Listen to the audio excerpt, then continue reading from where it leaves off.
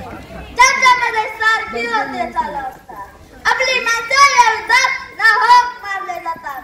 कुटुंबाच्या कुटुंबे जेल झालेले असतात आणि इतके सोसूनी आपल्या पदरी काय गुलामगिरी. आपण किती दिवस सहन करायचे सांगा, तुम्ही सांगा. वचनाच्या लोभाने असेच चालू द्यायचे का?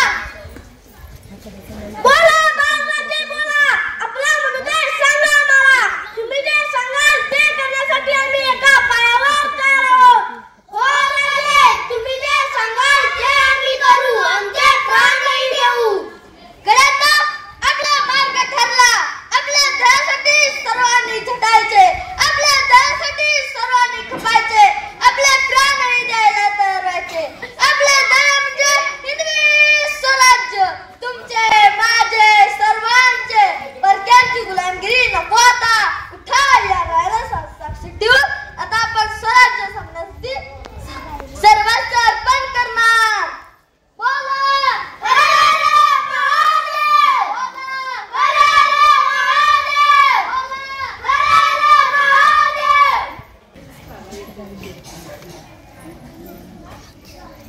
बाहेर